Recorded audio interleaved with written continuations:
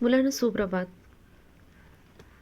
आज आपण मराठीतील प्रार्थना याविषयी अधिक माहिती घेणार आहोत. आता ही प्रार्थना कोणी लिहिलेली आहे तर जगदीश केबुडकर यांनी.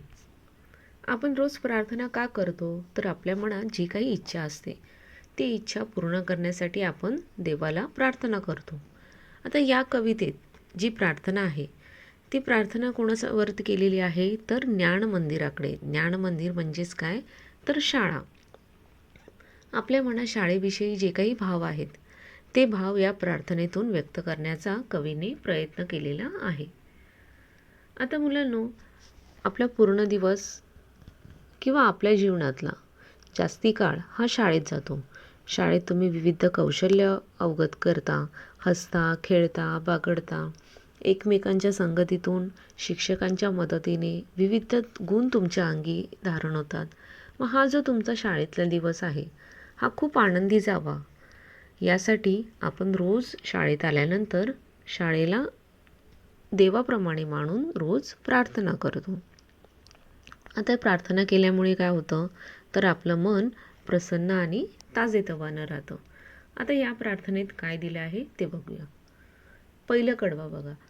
नमस्कार माझा या ज्ञान मंदिरा, सत्यम शिवम सुंदरा. आता नमस्कार हा कोणाला केलेला आहे तर ज्ञान मंदिरेला. ज्ञान मंदिर म्हणजेच काय तर शाळा.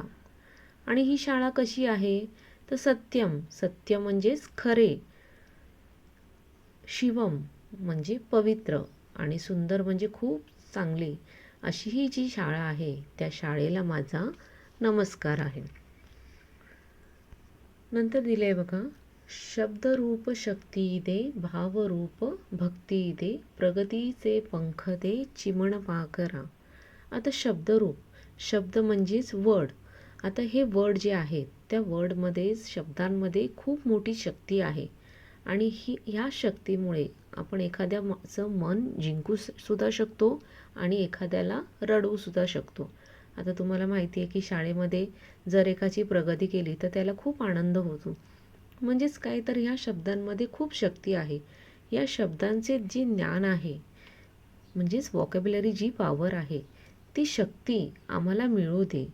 भावरूप भक्ती दे म्हणजेच आपल्या मनात जे काही भाव आहेत, ज्या काही संवेदना आहेत, सुख आहे, दुःख आहे, असे विविध भाव आहेत, ते भाव आम्हाला भक्तिरूप अवगत करू दे. आम्ही जर आमचे स्वतःचे भाव ओळखू शकलो तर आम्ही काय करणार, दुसऱ्यांच्या भावना सुद्धा आमचं मन ओळखू शकतं. आता काय आपले मन हे काय असतं तर भावनेने ओथंबलेलं असतं. म्हणजे खूप सगळ्या भावना आपल्या मनामध्ये असतात. असं हे आपलं सुंदर आणि प्रांजळ जर आपलं मन असलं तर काय होतं, आपल्याला दुसऱ्याच्या भावनासुद्धा समजून घेता येतात आणि आपल्या मनामध्ये जे काही ध्येय आहे, जे काही आपलं शिखर आहे, म्हणजे ज्या प्रगतीपथावरती आपल्याला पोचायचं आहे तिथे पोचण्यासाठी आम्हाला पंख दे. आणि ते पंख कोणाला द्यायचे आहेत तर चिमण पाखरा. चिमण पाखरा म्हणजेच काय चिमणी. आता तुम्ही जी शाळेमधली मुलं आहात, मुली आहात यांनाच काय म्हणतात चिमण्या. चिमण पाखरा म्हणजे शाळेतील मुलं आहेत ती. आता ही मुलं शिकून खूप मोठी होणार आणि मोठी झाल्यानंतर त्यांची जी काही त्यांचं जे शिखर आहे, ध्येय आहे ते गाठण्यासाठी या शाळेतून तुम्हाला पंख म्हणजेच काय जी शब्दांची शक्ती आहे, दुसऱ्यांच्या भावना समजून घेण्यासाठी खंबीरपणे असं मन, हे कुठून तुम्हाला प्राप्त होणार आहे तर या शाळेतून प्राप्त होणार आहे. म्हणून कवी म्हणतात की आम्हाला शब्दरूप शक्ती दे, भावरूप भक्ती दे, प्रगतीचे पंख दे, चिमण पाखरा. आणि हे सगळं आपल्याला कशामुळे मिळणार आहे तर परमेश्वराच्या आशीर्वादामुळेच मिळणार आहे. म्हणून मुलं देवाकडे प्रार्थना करतात. आता या कडव्यामध्ये आलेले शब्द बघा. ज्ञान मंदिर म्हणजेच काय तर शाळा, चिमण पाखरा म्हणजे चिमण्या म्हणजेच लहान मुले, शक्ती म्हणजेच बल, प्रगती म्हणजे उन्नती, भावरूप म्हणजे संवेदनशीलता, भक्ती म्हणजे श्रद्धा. आता पुढील कडवं बघा. नमस्कार माझा या ज्ञान मंदिरा, सत्यम शिवम सुंदरा, विद्याधन दे आम्हास एक छंद एक ध्यास, नाव नेई पैलतीरी दया सागरा. आता विद्या, विद्या म्हणजेच काय, तर नॉलेज. एखाद्या मुलीचं नाव नव्हे, तर विद्या या शब्दाचा अर्थ काय आहे, तर ज्ञान. ज्ञान म्हणजेच नॉलेज. आणि हे जे विद्येचे धन आहे, जी संपत्ती आहे, ती आम्हा विद्यार्थ्यांना तू देवा दे. एक छंद एक ध्यास. आता ह्या ठिकाणी छंद, छंद म्हणजेच काय, हॉबी. आणि ध्यास म्हणजेच आपल्या मनामध्ये जे काही ध्येय आहे ते पूर्ण करण्यासाठी एक चित्त लागते, एक प्रेरणा लागते. आणि ते पूर्ण करण्याची जी इच्छा आहे ती कोणामुळे, ती आपल्याला कोण देणार आहे, तर परमेश्वर आहे, देणार आहे. म्हणून या ठिकाणी काय म्हटलं आहे की विद्याधन दे आम्हास एक छंद एक ध्यास. म्हणजेच आम्हाला जे काही विविध छंद जर आम्हाला जोपासता आले. आता छंद म्हणजेच काय, तर हॉबी. तुम्हाला एखादा छंद असेल, तुम्हाला कितीही कंटाळा आला असेल आणि तुम्ही त्या छंदामध्ये जर रमून गेलात, तर काय होतं, तुमचं पुन्हा मन ताजंतवानं होतं. अशा प्रकारे देवा तू आम्हाला विद्याधन दे, छंद दे आणि ते छंद जोपासण्यासाठी ध्यास दे. मगच काय होणार आहे, तर तुमची नाव नेई पहिलं तिरी दया सागरा. आता ही जी तुमची नौका आहे, नौका म्हणजेच बोट. आता ही जी नाव आहे, म्हणजेच तुमचं शिक्षण पूर्ण झाल्यानंतर, तुमची प्रगती झाल्यानंतर, तुमचं जे काही ध्येय आहे, जे तुम्हाला एखाद्या नदीच्या तीरावरती किंवा म्हणजे ज्या शिखरावरती तुम्हाला जायचं आहे, त्यालाच म्हटलेलं आहे पहिलं तिरी. पहिलं तिरी म्हणजे पलीकडच्या तीरावर. दयासागरा म्हणजेच परमेश्वर. आणि म्हणजे तुमचं जे आयुष्यातलं जे ध्येय आहे, हे ध्येय पूर्ण करण्यासाठी तुमच्या जीवनाची नौका व्यवस्थित ज्या नदीच्या काठावर तुम्हाला पोहोचवायची आहे, त्या तिथे पोहोचवण्यासाठी जी काही तुम्हाला शक्ती आहे, ती शक्ती देवा तू आम्हास दे, असे मुले देवाकडे प्रार्थना करत आहेत. आता यात आलेले शब्द बघा.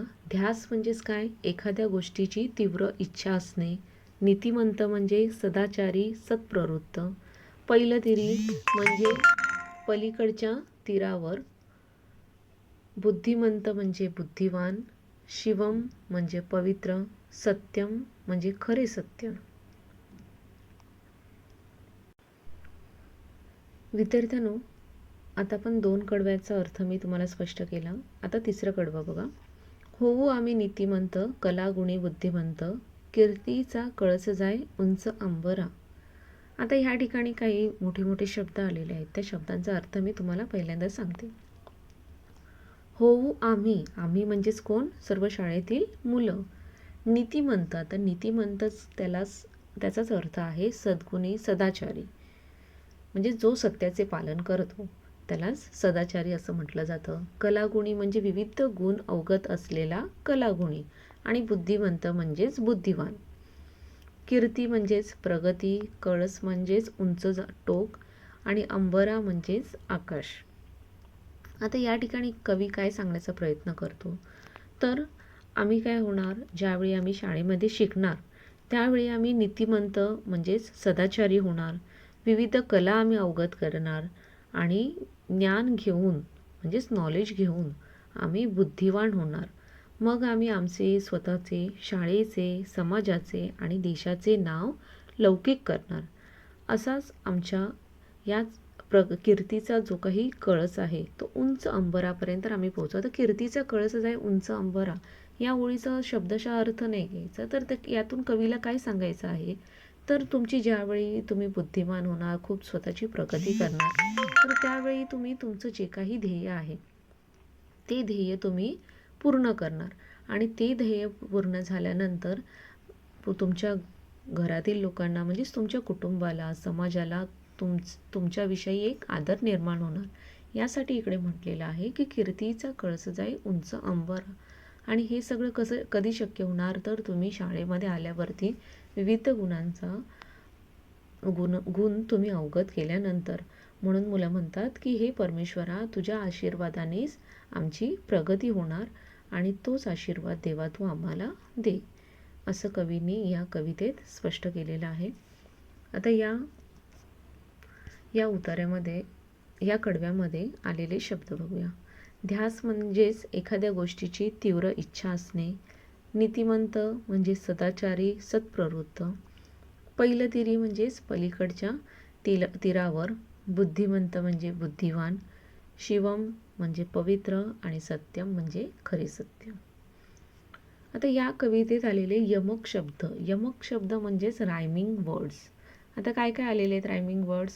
ज्ञानमंदिरा, सुंदरा. यमक जुळणारे शब्द ओळखणं मुलं एकदम सोपं असतं आणि हे यमक जुळणारे शब्द कवितेत असतात.